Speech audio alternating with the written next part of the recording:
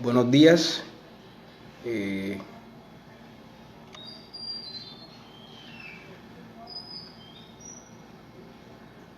Buenos días, hermanos.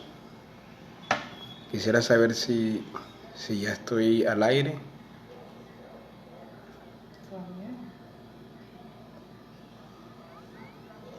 Ok, ya estamos al aire. Eh, Hermanos, buenos días. Bienvenidos a este nuevo día del Señor. Que bueno, por el contexto en el que nos encontramos, toca hacerlo desde vía internet, desde Facebook. Y bueno, entendemos que el Señor está en control de todas las cosas. Sabemos que nada escapa de su voluntad.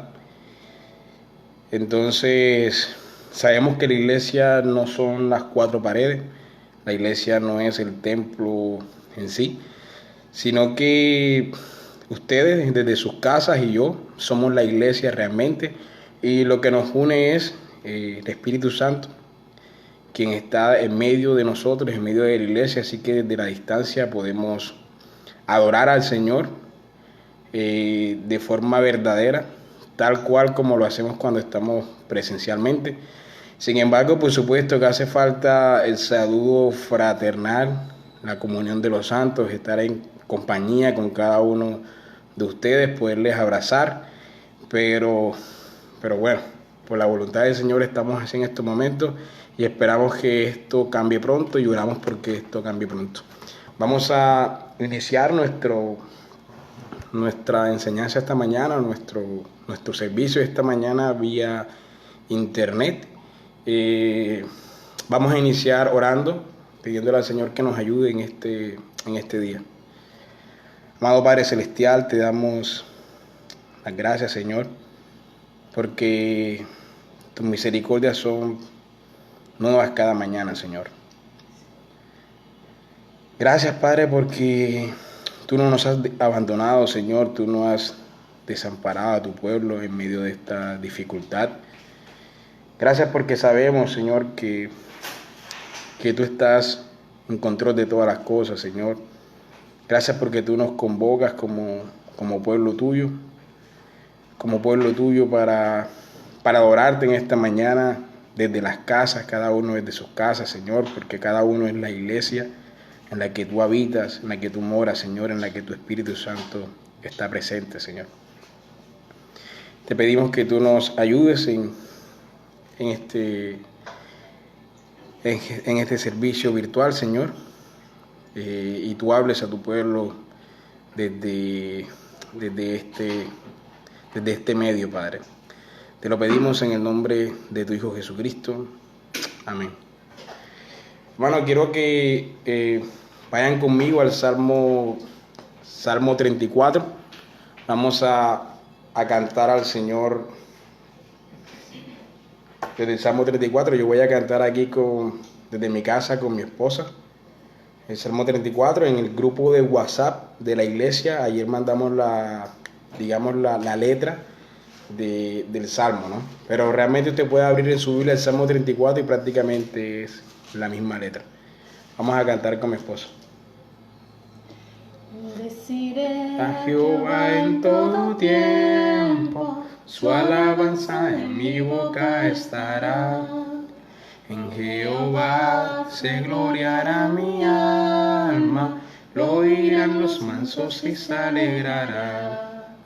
Engrandeced a Jehová conmigo, exaltemos aún a su nombre. Busqué a Jehová y él me oyó, y de todos mis temores me libró. Busqué a Jehová y él me oyó, y de todos mis temores me libró. Amén. Bendeciremos a Jehová en todo tiempo, incluso en estos momentos de crisis mundial. Bendeciremos a Jehová y sabemos que todos nuestros temores, de todos esos temores, Él nos va a librar. Vamos a pedirle al Señor perdón por nuestros pecados. Cada uno desde sus casas puede orar pidiéndole al Señor y confesando al Señor sus pecados. Amado Padre Celestial, Señor, tú conoces nuestros pecados, tú conoces nuestras vidas, Señor. Ante ti no hay nada oculto, no hay secreto, Señor. Tú conoces esos pecados que nosotros sabemos que están ahí, que nadie más conoce, Padre. Señor, pero tu misericordia es buena cada mañana, Señor, cada día se renueva. Tu bondad es inmensa, Señor, y el sacrificio de tu Hijo Jesucristo es eficaz para cubrir nuestros pecados, Señor. Y tu palabra dice en primera de Juan, capítulo 1 y 2, que si confesamos los pecados, nuestros pecados, tú eres fiel y justo para perdonarlos, Señor. Así que nosotros confesamos nuestros pecados y te pedimos, Señor, que seas tú perdonándolos y dándonos la convicción a nosotros de que han sido perdonados, Padre. Te lo pedimos, Señor, en el nombre de tu Hijo Jesucristo. Amén. Bueno, hermanos, vamos a abrir nuestras Biblias. Vamos a abrir nuestras Biblias, por favor, en Apocalipsis, capítulo 21. Apocalipsis, capítulo 21. Apocalipsis, capítulo 21.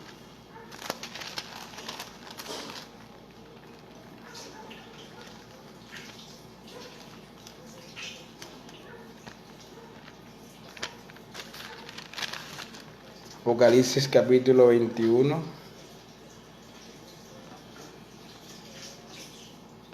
Voy a leer desde el versículo 1 hasta el capítulo 22, versículo 5, y esta es una porción bastante conocida. Es la porción donde habla de los cielos nuevos, la tierra nueva, la nueva Jerusalén prácticamente, o la nueva Jerusalén realmente. Entonces voy a leer para ustedes desde el versículo 1. Esta es, hermanos, la palabra del Señor. Vi un cielo nuevo y una tierra nueva, porque el primer cielo y la primera tierra pasaron, y el mar ya no existía más. Yo, Juan, vi la santa ciudad, la nueva Jerusalén, descender del cielo de Dios, dispuesta como una esposa ataviada para su marido. Y oí una gran voz del cielo que decía: He aquí el tabernáculo de Dios con los hombres, y Él morará con ellos, y ellos serán su pueblo, y Dios mismo estará con ellos como su Dios. Enjugará a Dios toda lágrima de los ojos de ellos, y ya no habrá muerte, ni habrá más llanto, ni clamor, ni dolor, porque las primeras cosas pasaron. Y el que estaba sentado en el trono dijo: He aquí, yo hago nuevas todas las cosas. Y me dijo: Escribe, porque estas palabras son fieles y verdaderas. Y me dijo: Hecho está, yo soy el Alfa y la Omega, el principio y el fin. Al que tuviere sed, yo le daré gratuitamente de la fuente del agua viva. El que venciere heredará todas las cosas, y yo seré su Dios, y él será mi hijo. Pero los cobardes e incrédulos, los abominables y homicidas, los fornicarios y hechiceros, los idólatras y todos los mentirosos tendrán su parte en el lago que arde con fuego y azufre, que es la muerte segunda. Vino entonces a mí uno de los 7 ángeles que tenían las 7 copas llenas de las 7 plagas postreras, y habló conmigo diciendo: Ven acá, yo te mostraré la desposada, la esposa del Cordero. La esposa del Cordero. Ese es el título de nuestro sermón en esta mañana: la esposa del Cordero. Y me llevó en el espíritu a un monte grande y alto, y me mostró la gran ciudad santa de Jerusalén, que descendía del cielo de Dios, teniendo la gloria de Dios, y su fulgor era semejante, su resplandor era semejante al de una piedra preciosísima, como piedra de jaspe, diáfana como el cristal. Tenía un muro grande y alto con 12 puertas, y las puertas 12 ángeles y nombres inscritos, que son los de las 12 tribus de los hijos de Israel. Al oriente, 3 puertas, al norte, 3 puertas, al sur, 3 puertas, al occidente, 3 puertas. Y el muro de la ciudad tenía 12 cimientos, y sobre ellos los 12 nombres de los 12 apóstoles del Cordero. El que hablaba conmigo tenía una caña de medir de oro para medir la santa ciudad, sus puertas y sus muros. La ciudad se halla establecida en cuadro, y su longitud es igual a su anchura. Y él midió la ciudad con la caña 12,000 estadios. La longitud, la altura y la anchura de ella son iguales. Y él midió su muro 144 codos, de medida de hombre, la cual es de ángel. El material de su muro era de jaspe, pero la ciudad era de oro puro, semejante al vidrio limpio. Y los cimientos del muro de la ciudad estaban adornados con toda piedra preciosa. El primer cimiento era jaspe, el segundo zafiro, el tercero ágata, el cuarto esmeralda, el quinto ónice, el sexto cornalina, el séptimo crisólito, el octavo berilo, el noveno topacio y el 10º crisopraso, el 11º jacinto y el 12º amatista. Las 12 puertas eran 12 perlas, cada una de las puertas era una perla, y la calle de la ciudad era de oro puro, transparente como vidrio. Una de las puertas era una perla. Perdón, estoy repitiendo esa parte. Y no vi en ella templo, porque el Señor Dios Todopoderoso es el templo de ella y el Cordero. La ciudad no tiene necesidad de sol ni de luna que brillen en ella, porque la gloria de Dios la ilumina y el Cordero es su lumbrera. Y las naciones que hubieren sido salvas andarán a la luz de ella, y los reyes de la tierra traerán su gloria y honor a ella. Sus puertas nunca serán cerradas de día, pues allí no habrá noche. Llevarán la gloria y la honra de las naciones a ella. No entrarán en ella ninguna cosa inmunda o que hace abominación y mentira, sino solamente los que están inscritos en el libro de la vida del Cordero.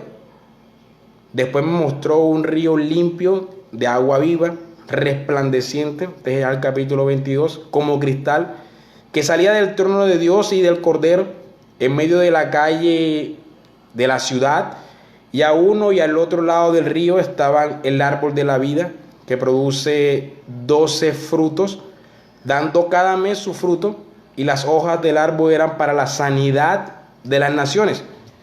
Y no habrá más maldición, y el trono de Dios y el Cordero estará en ella, y sus siervos le servirán, y verán su rostro, y su nombre estará en sus frentes. No habrá allí más noche, y no tienen necesidad de luz de lámpara, ni de luz de sol, porque Dios el Señor los iluminará, y reinará por los siglos de los siglos. Bueno, hermanos, esa es la palabra del Señor. Es una porción bastante extensa, pero en lo personal para mí bastante edificante. Voy a orar al Señor para que nos ayude en la predicación y en la aplicación de esta palabra de hoy. Señor, te pedimos que tú hables a nuestras vidas a través de esta lectura de la palabra y de la explicación de este pasaje, Señor, y que podamos ser consolados con la explicación de esta porción de las Escrituras. Te lo pido en el nombre de tu Hijo Jesucristo. Amén. Hermanos, normalmente cuando los creyentes citamos o predicamos un pasaje del libro de Apocalipsis, casi siempre es para predicar sobre el fin del mundo. Las personas en general se imaginan que este libro fue escrito únicamente con este fin, ¿no? Y en momentos de angustia mundial, entonces van a Apocalipsis para saber qué les dice este libro profético sobre la situación específica en la que están viviendo o que están viviendo. Entonces, hasta ahora tenemos una crisis con el coronavirus. Vamos a ver qué dice Apocalipsis sobre esto. Otros usan el libro para traer pánico y miedo a la gente. Van o ven este libro como una película de terror que sirve para asustar a las personas, y mucho más, por supuesto, en momentos delicados como los que estamos viviendo el día de hoy debido a esta pandemia del coronavirus. Recuerdo que cuando estaba más niño me decían que iban a leer Apocalipsis, y ya con solamente escuchar el nombre me daba pánico, me daba miedo, cuando estaba bastante niño. Sin embargo, hermanos, los que hacen esto han perdido de vista el propósito del libro, porque Apocalipsis sí fue escrito en parte con el objetivo de que los lectores conocieran en líneas generales los eventos finales de la historia, pero el propósito real del libro era consolar a sus lectores primarios en medio de las tribulaciones que estaban ellos viviendo.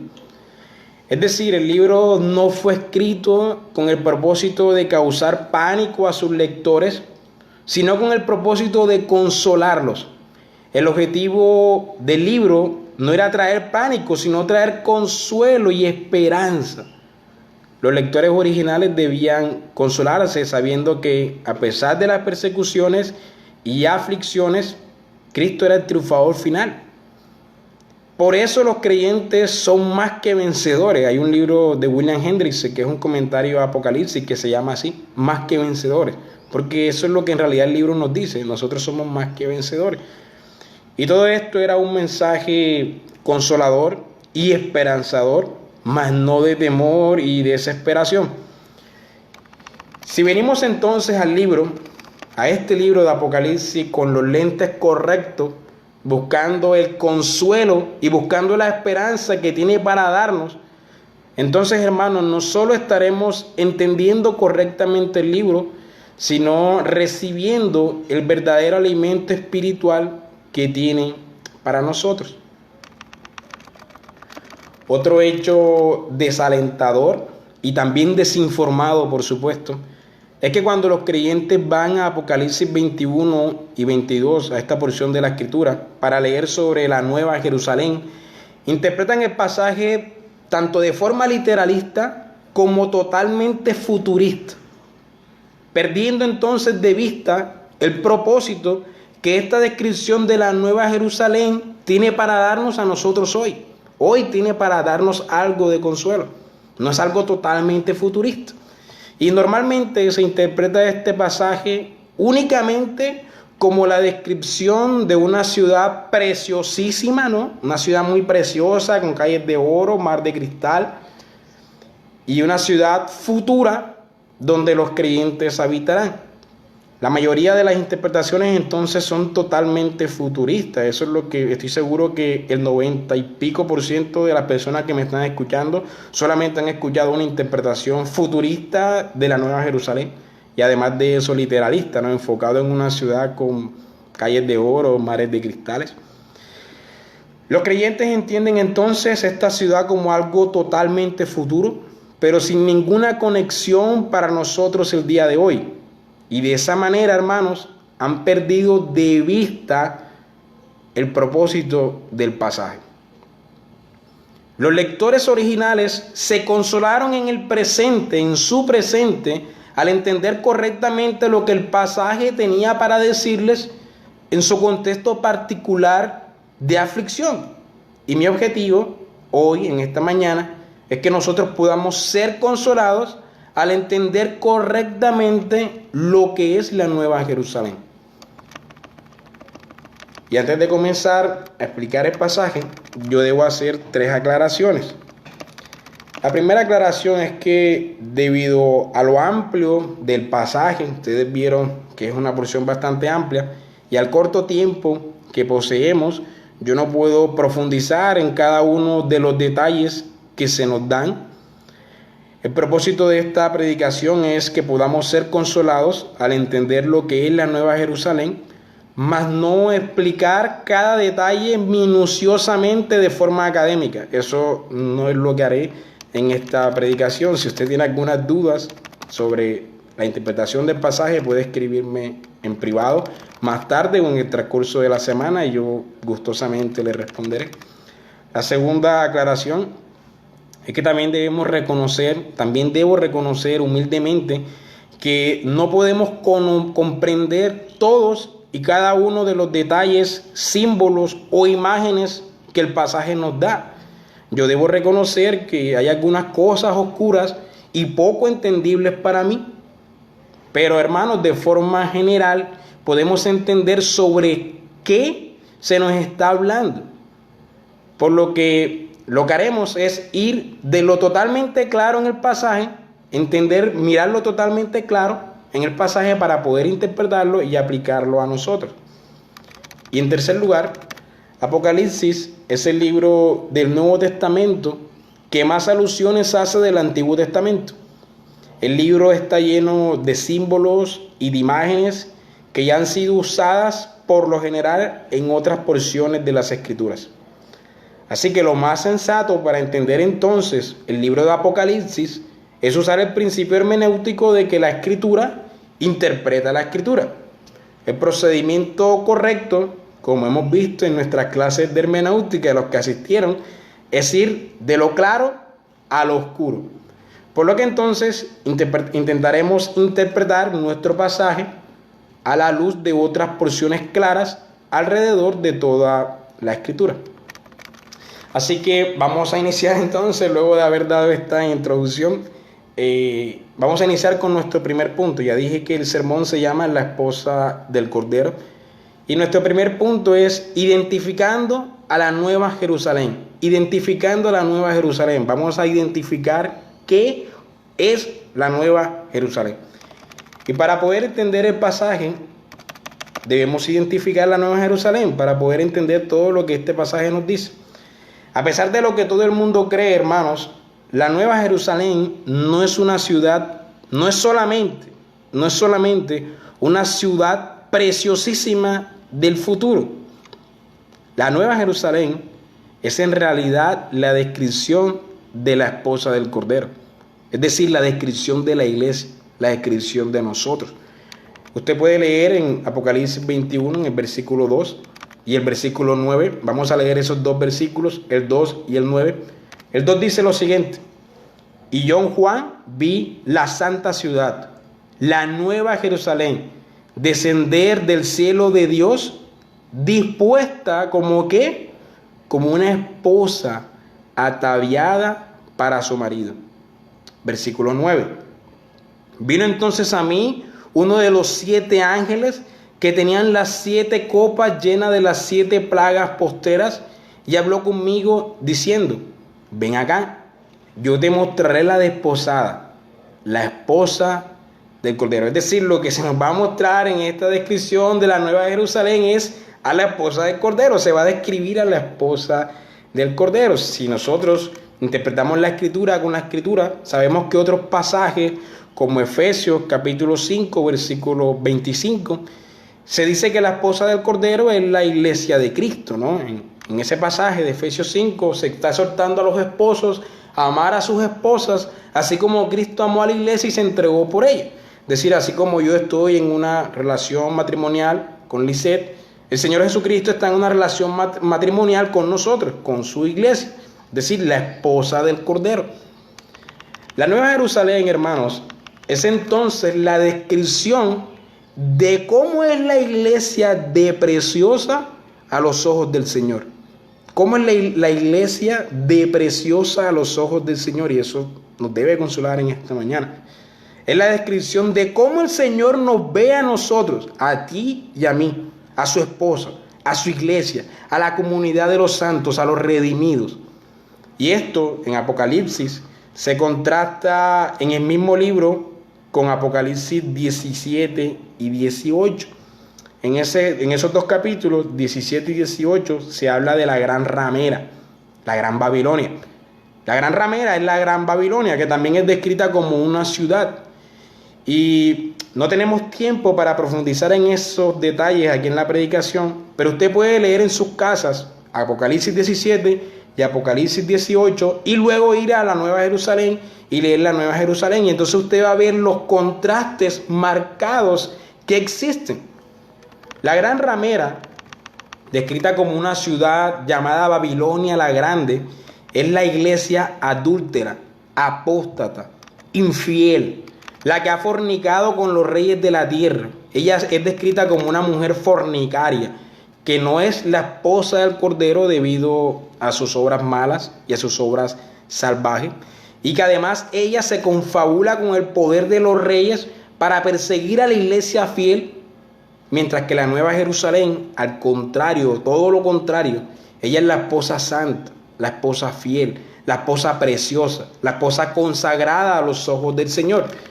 La Gran Babilonia, para los lectores originales, era el antiguo pueblo de Israel, el que crucificó al Señor, el que le rechazó y que perseguía a los creyentes fieles.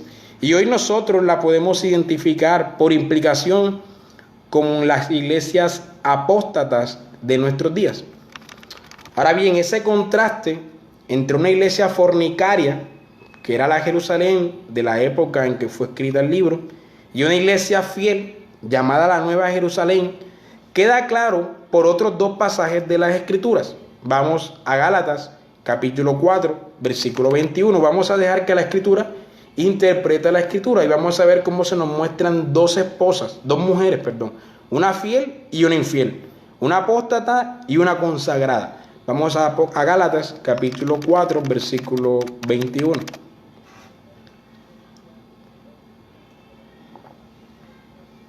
Así podéis entrar a mi Facebook y compartirlo. Gálatas, capítulo 4, versículo 21. Dice la santa palabra del Señor: Decidme los que queréis estar bajo la ley. ¿No habéis oído la ley? Porque está escrito que Abraham tuvo dos hijos, uno de la esclava, el otro de la libre. Pero el de la esclava nació según la carne, mas el de la libre por la promesa. Lo cual es una alegoría, pues estas mujeres son dos pactos, son los dos pactos. El uno proveniente del monte Sinaí, es decir, el antiguo pacto, el que fue hecho cuando el pueblo salió de Egipto, el cual da hijos para esclavitud. Esta es Agar, porque Agar es el monte Sinaí en Arabia, y corresponde ¿a qué? A la Jerusalén actual, pues esta, junto con sus hijos, está en esclavitud a la Jerusalén actual, a la Jerusalén, es decir, de la época del apóstol Pablo. Dice el versículo 26, mas la Jerusalén de arriba, tenemos la Jerusalén actual, que es proveniente del monte Sinaí, de Agar, y tenemos a la Jerusalén de arriba, que no es otra cosa que la Nueva Jerusalén, la cual es madre de todos nosotros. Esa es libre, dice el pasaje, porque está escrito: regocíjate, oh estéril, tú que no das a luz, prorrumpe en júbilo y clama, tú que no tienes dolores de parto, porque más son los hijos de la desolada que de la que tiene marido. Así que, hermanos, nosotros como Isaac, es decir, la Nueva Jerusalén, somos hijos de la promesa. Pero como entonces el que había nacido según la carne perseguía al que había nacido según el Espíritu, así también ahora. Es decir, la Jerusalén apóstata actual estaba persiguiendo a la Nueva Jerusalén, a la iglesia universal. Mas, ¿qué dice la Escritura? Echa fuera a la esclava y a su hijo, porque no heredará el hijo de la esclava con el hijo de la libre. De manera, hermanos, que nosotros no somos hijos de la esclava, sino de la libre. Ahí podemos ver un contraste entre la Jerusalén actual, esclava, y la Jerusalén libre, que es la de arriba. Otro pasaje que también nos da bastante luz, lo podemos ver en Hebreos capítulo 12, versículo 18. Hebreos capítulo 12, versículo 18. Si puede acompañarme en su casa con esta porción de la Escritura, con la lectura. Dice el versículo 18: Porque, hermanos, no os habéis acercado al monte que se podía palpar y que ardía en fuego, a la oscuridad, a las tinieblas y a la tempestad, al sonido de la trompeta y a la voz que hablaba, la cual los que oyeron rogaron que no se les hablase más, porque no podían soportar lo que se les ordenaba. Si aún una bestia tocar el monte será pedrada o pasada con dardo. Y tan terrible era lo que se veía que Moisés dijo: estoy espantado y temblando. ¿De qué se nos está hablando aquí? De cuando se hizo el antiguo pacto, ¿no? Cuando se hizo el antiguo pacto en Egipto, cuando el pueblo salió de Egipto, que ocurrió eso en el Sinaí, es decir, lo mismo que nos dijo el pasaje de Gálatas. Y el versículo 22 dice lo siguiente: sino que ustedes, hermanos, es decir, tú y yo, nos habemos acercado al monte de Sión, a la ciudad del Dios vivo, a Jerusalén la celestial, a la compañía de millares de ángeles, a la congregación de los primogénitos que están inscritos en los cielos, a Dios el juez de todos, a los espíritus de los justos hechos perfectos, a Jesús el mediador del nuevo pacto y a la sangre rociada que habla mejor que la de Abel. Aquí nuevamente está el contraste marcado: la Jerusalén de abajo y la Jerusalén de arriba, la Jerusalén vieja y la nueva Jerusalén. Estos dos pasajes son bastante clarificadores. Se nos deja claro el contraste entre dos pactos, entre dos pueblos y entre dos mujeres. Uno es el antiguo pacto y la Jerusalén actual de la época de los apóstoles, y la otra es el nuevo pacto y la iglesia escogida y universal de todas las naciones, llamada la Nueva Jerusalén, el nuevo pueblo, la iglesia del Señor, es decir, hermanos, nosotros. Ahora, con todo lo anterior, por lo menos para mí, interpretando la escritura con la escritura, es claro que con la Nueva Jerusalén se nos está describiendo más que a una ciudad, a la iglesia preciosa de Cristo. Es decir, ustedes y mi persona.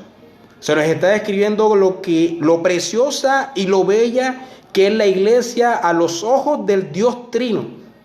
La Nueva Jerusalén, a diferencia de la gran ramera de Babilonia, es el pueblo fiel, perseverante y triunfante en medio de las tribulaciones.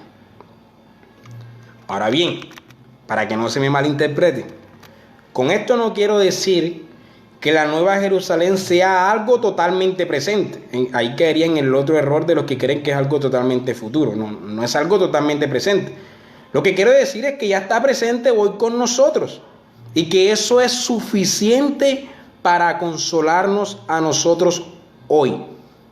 Pero no quiero dejar de lado que la Nueva Jerusalén será totalmente consumada en el futuro, cuando todo el pueblo de Dios glorificado, con sus cuerpos resucitados y sin pecado, se han reunido en una nueva creación regenerada y redimida.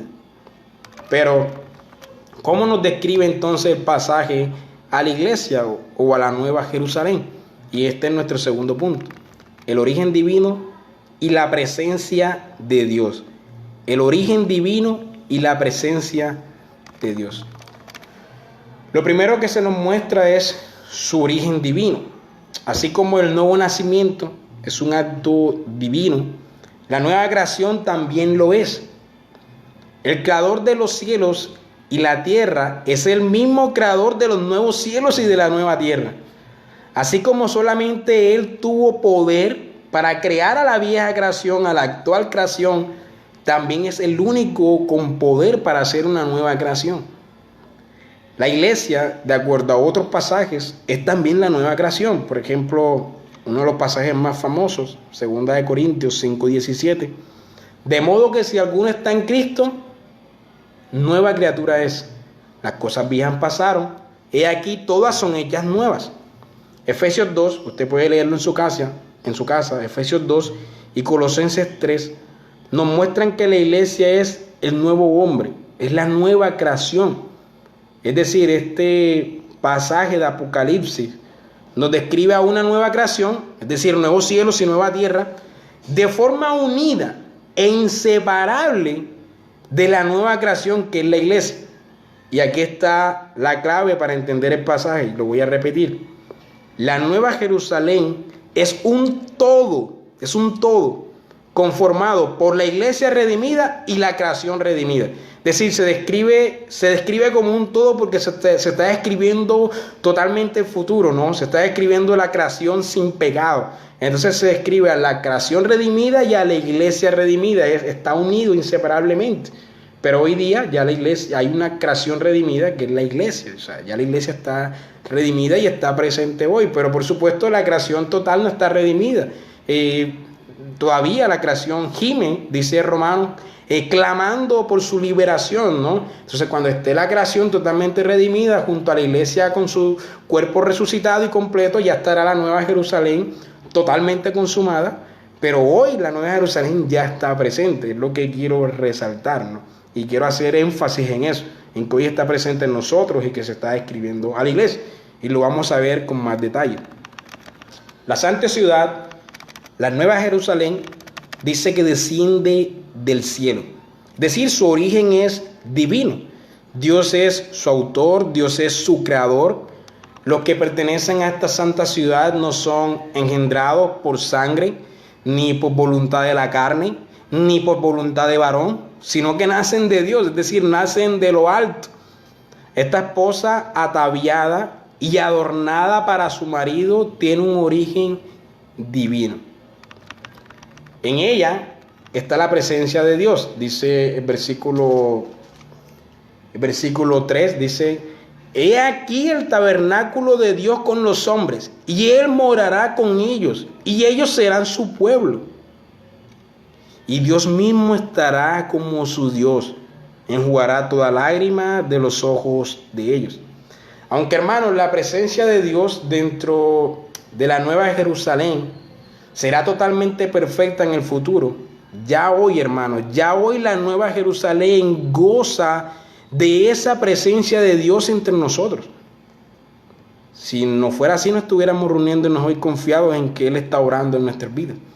Él está hoy con su pueblo, consolándolo en medio de las tribulaciones y de aflicciones.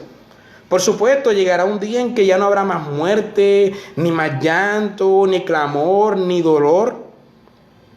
Pero hoy podemos mirar al futuro con esa esperanza, pero sin dejar de lado que hoy ya su presencia está con nosotros, consolándonos en medio de la muerte, en medio del llanto, escuchando nuestro clamor y nuestro dolor. La iglesia tiene la promesa de la vida eterna y de la resurrección general. Es decir, aunque ella muere, en realidad no muere. Aunque ella llora y se duele, en realidad es consolada como ningún otro ser humano por la presencia de Dios. Y ella es animada al saber que en el futuro no llorará ni se dolerá más. De esta manera, la nueva Jerusalén, la iglesia, tiene un origen divino y goza verdaderamente de la presencia de Dios, tanto hoy como en el futuro consumado. Pero hoy realmente y verdaderamente la iglesia goza de la presencia de Dios. La nueva Jerusalén goza de la presencia de Dios. Y por último, en el último punto, tenemos la descripción de la esposa del Cordero. Lo primero que se nos hace es describir a sus miembros. Usted puede leer desde el versículo 12 al versículo 17. Se dice que tenía un muro grande y alto con 12 puertas, y en las puertas habían 12 ángeles, y tenía los nombres inscritos, que son los nombres de las 12 tribus de los hijos de Israel. Al oriente 3 puertas, al norte 3 puertas, al sur 3 puertas, al occidente 3 puertas. Y el muro tenía 12 cimientos, y sobre ellos los 12 nombres de los 12 apóstoles del Cordero. Y usted puede seguir leyendo que había una caña de medir y se midió la ciudad, etc. Pero esta descripción, hermanos, de muros grandes con 12 puertas, con los nombres de las 12 tribus de Israel en forma cuadrada, teniendo 3 puertas de cada lado y cimentadas sobre 12 cimientos que tenían los nombres de los 12 apóstoles, no es una descripción de una ciudad como tal, sino la descripción de la iglesia de Dios. La iglesia de Dios está conformada por el pueblo del antiguo pacto, es decir, las 12 tribus de Israel, y por el pueblo del nuevo pacto, es decir, los 12 apóstoles. Ella está cimentada, como dice Efesios 2:20, sobre el fundamento de los apóstoles. Esta descripción de una muralla o edificio es en realidad la descripción de la totalidad del pueblo de Dios a lo largo de la historia. Hermanos, si esta visión estuviera describiendo a una ciudad solamente, en realidad no cabríamos en ella. El pueblo de Dios es numeroso, no puede caber en las especificaciones que se están dando aquí. Ella está describiendo en realidad de forma simbólica un cuadro perfecto con la totalidad del pueblo de Dios. Y esto es una alusión a algunas porciones del Antiguo Testamento. No tenemos tiempo para ir ahí, pero yo sé que usted recuerda que cuando el pueblo de Israel marchaba en el desierto, ellos marchaban en un orden cuadrado, ¿no? Donde habían 3 tribus de cada lado. 3 tribus al norte, 3 tribus al sur, 3 tribus al occidente y 3 tribus al oriente. Es el mismo orden que se nos está mostrando aquí con la Nueva Jerusalén. Ahora, se nos describe su belleza y su luz. Usted puede leer en el versículo 11, dice: y su fulgor, es decir, su resplandor, era semejante al de una piedra preciosísima, como piedra de jaspe, diafama como el cristal. Versículo 18. El material de su muro era jaspe, pero la ciudad era de oro puro, semejante al vidrio limpio. Y usted siempre está pensando en, wow, esas calles de oro. No, hermano, ese eres tú. Es a ti que te está describiendo que tienes oro, que tienes piedras preciosas. A los ojos de él eso es lo que eres. Y los cimientos del muro de la ciudad estaban adornados con toda piedra preciosa. El primer cimiento era jaspe, el segundo zafiro, el tercero ágata, y comienza a mencionar unas piedras que son preciosísimas. Y dice en el versículo 21, las 12 puertas eran 12 perlas, cada una de las puertas era una perla, y la calle y la ciudad era de oro puro, transparente como de vidrio, y no vi en ella templo.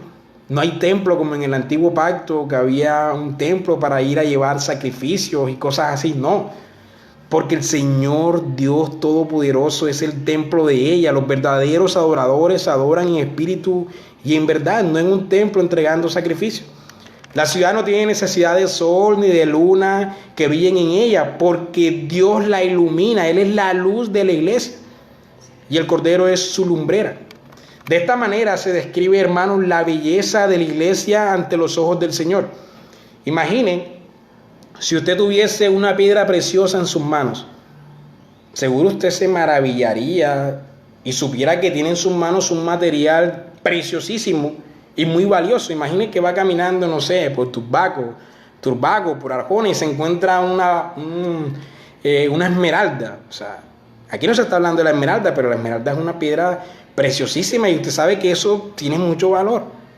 Bueno, eso es lo que está describiendo el Señor, que es la iglesia para Él. La iglesia es como si fueran 12 piedras preciosísimas y de gran valor, de un valor incalculable. La iglesia es de un valor incalculable porque ella ha sido comprada con la sangre del Señor. Ante los ojos del Señor, la iglesia es preciosísima. Las calles de oro no es una calle, no es la descripción de una ciudad, sino la descripción de la iglesia. El Señor se pasea por la iglesia como si fueran calles de oro, es decir, se deleita en pasearse por las hermosuras, por la hermosura de la iglesia, en medio de ella se deleita en eso. Además de esto, es la descripción del hombre regenerado. Usted puede leer en Éxodo 28, voy a repetirlo, puede leerlo en su casa porque no tengo tiempo ahora. Pero en Éxodo 28 se describen las vestiduras de los sacerdotes. Y las vestiduras del sacerdote están representando al hombre regenerado, porque solamente se podía entrar al lugar santísimo, es decir, el lugar especial donde estaba la presencia de Dios con estas vestiduras. Usted sin esas vestiduras no podría entrar a ese lugar. Y estas vestiduras, si usted la lee detalladamente en Éxodo 28, ellas son descritas como teniendo 12 piedras preciosas colgando de las vestiduras del sacerdote. Estaban 12 piedras y tenía bastante oro, había bastante oro en las vestiduras de los sacerdotes, piedras preciosas y oro. Y esas piedras son casi las mismas piedras, tanto en número, porque son 12, como en descripción de las que dice que tiene la Nueva Jerusalén. Es decir, todo esto nos muestra que la iglesia es el hombre regenerado con las vestiduras santas, la nueva creación, con las vestiduras santas, con piedras preciosas y precioso oro. Es una descripción simbólica que se puede entender desde el Antiguo Testamento del hombre regenerado. Ahora, en el versículo 24 podemos ver la misión de la iglesia. Dice el versículo 24: y las naciones que hubieran sido salvadas andarán a la luz de ella, y los reyes de la tierra traerán su gloria y honor a ella. Sus puertas nunca se cerrarán de día, pues allí no habrá noche, y llevarán la gloria y la honra de las naciones a ella. Hermanos, la iglesia es la luz del mundo. Dios la ilumina y ella refleja esa luz. Las piedras preciosas y su oro simbolizan y muestran el resplandor de la iglesia en medio de las tinieblas. La iglesia es luz para las naciones. Como dice Mateo 5, versículo 14, nosotros somos la luz ¿de qué? Del mundo. Y esa luz debe alumbrar a las naciones para que vean las buenas obras y glorifiquen al Padre que está en los cielos. La misión de la iglesia es traer naciones. La misión de la iglesia es traer a las naciones a su luz, a la luz de la iglesia, a la luz del Señor. Los reyes de la tierra, dice el pasaje, vendrán y traerán su gloria y honra hacia la iglesia del Señor, tanto en este tiempo presente e imperfecto, como en el futuro consumado. La iglesia debe tener las puertas abiertas en todo momento. Las 24 horas y los 7 días de la semana, la iglesia debe estar enfocada en su misión para el mundo y dispuesta a recibir a las naciones e individuos arrepentidos. La misión de la iglesia, hermanos, entonces es mundial. En este contexto actual en el que nos encontramos, en medio de la pandemia esta del coronavirus, ella, la iglesia, es luz a las naciones, proclamando la verdad y obrando misericordiosamente. Por último, el pasaje nos dice que ella posee la vida eterna. Además, ella posee la vida eterna. Desde ella, dice el pasaje, que fluye el río de la vida, el agua de vida. En ella está el árbol de vida para dar su fruto y traer sanidad a las naciones. Dice el capítulo 22, versículo 1. Después me mostró un río limpio de agua de vida, resplandeciente como cristal, que salía del trono de Dios y del Cordero, en medio de la calle de la ciudad, y a uno y al otro lado del río estaba el árbol de la vida. El árbol de la vida que estaba en Génesis, ¿no? En Génesis capítulo 3, que produce 12 frutos, dando cada mes su fruto.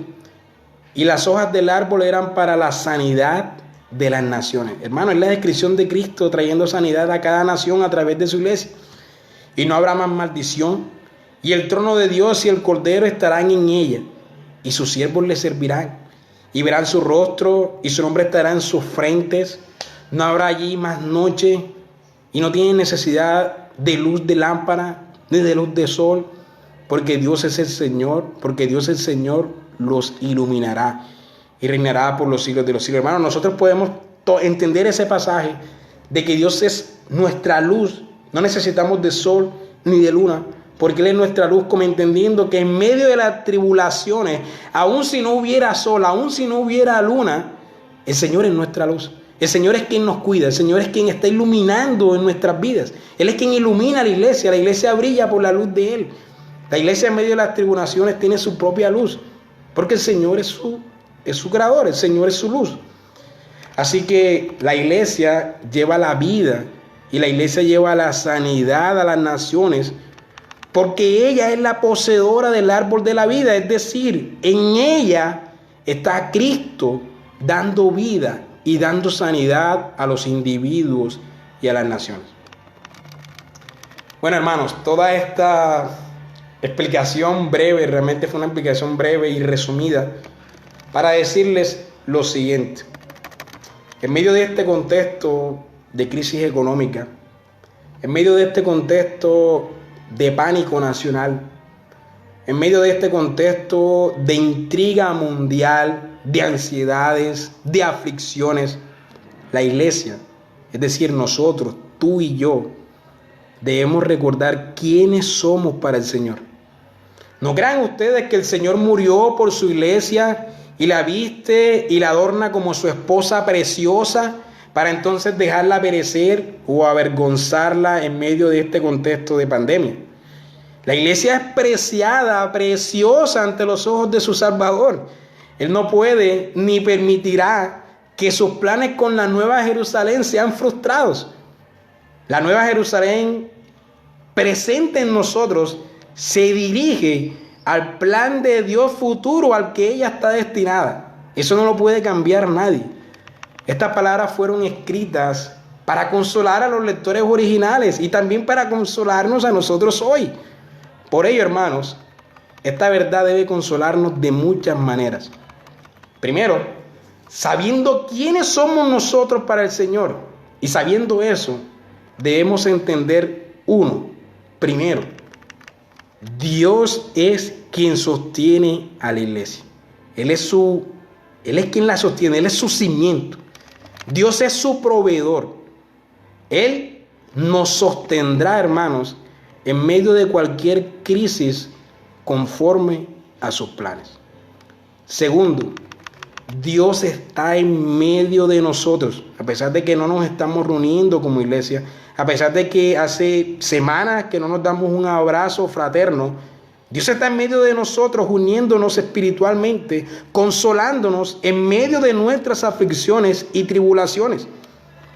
Esa es una verdad, hermanos, que la Nueva Jerusalén debe atesorar, porque la Nueva Jerusalén es descrita como teniendo la presencia de Dios en ella.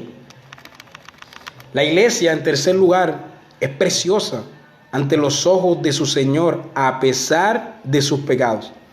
A pesar de sus pecados, ella sigue siendo preciosa a los ojos de su Señor, porque la dignidad y la belleza de la Nueva Jerusalén no es a causa de nuestras obras pecaminosas, no, sino a causa de la obra salvífica de aquel que la viste con su sangre y con su santidad.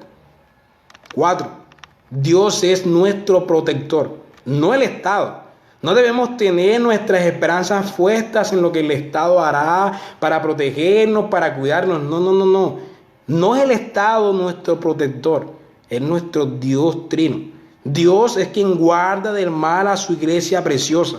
Dios es quien la cuida en medio de las tinieblas. En quinto lugar, no debemos temer. No hay razones para temer. Somos la esposa del Cordero. Somos la Nueva Jerusalén que heredará a la creación redimida. Debemos estar confiados en que el esposo responsable, el verdadero esposo, al que todos los esposos debemos imitar, el esposo perfecto, Él sostendrá, cuidará y velará por su preciado pueblo. Así que no hay razones para temer, hermanos. Y en sexto lugar, la iglesia es luz del mundo. Ella es luz a las naciones. Por ello, en medio de este caos y de esta crisis, debemos ser luz, proclamando la verdad, desmontando las mentiras, proclamando el evangelio y obrando misericordiosamente con las naciones y con los individuos. La vieja creación debe ver y debe palpar la gloria de la nueva creación en la iglesia. Voy a repetir eso. La vieja creación debe ver y palpar la gloria de la nueva creación en la iglesia, es decir, en nosotros. Por último, hermanos, en la visión de Juan, a Juan se le exhorta a escribir estas palabras porque son fieles y porque son verdaderas. Eso es lo que dice el versículo 5.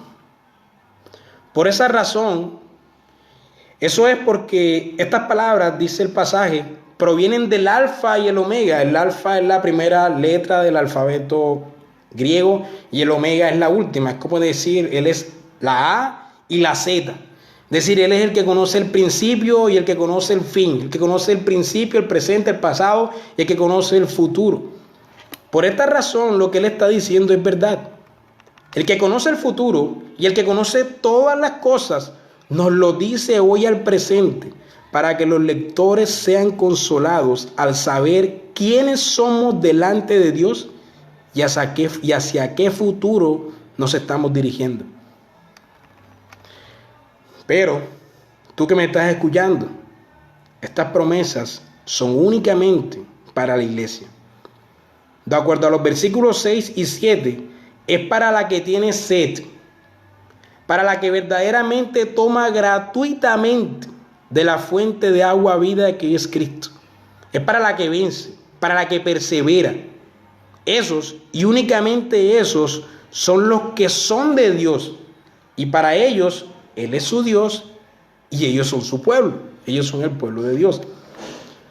Para los no creyentes en el mundo, para los incrédulos y para los no salvos dentro de la iglesia, aquellos no salvos que hacen parte de la iglesia visible en nuestros días y que gozan de muchos privilegios al estar en medio de la congregación.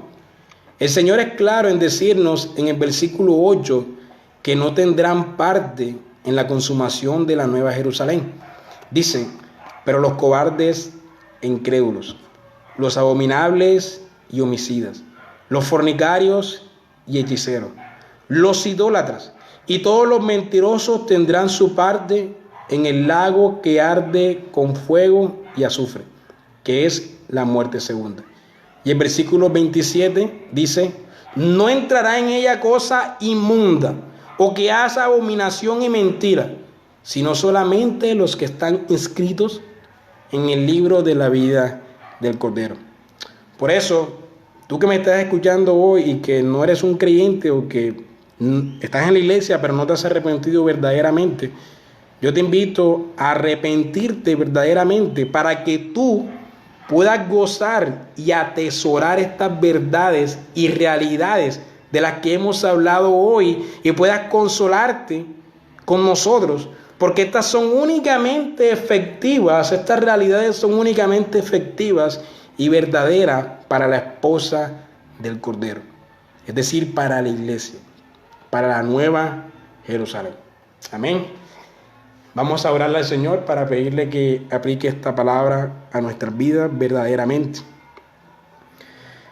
Amado Padre Celestial, te pedimos que tú apliques esta palabra a nuestras vidas, Señor. Que no entre por un oído y salga por otro, Señor. Que no hayan sido solamente palabras bonitas, sino, Señor, que sean palabras de vida realmente, Señor.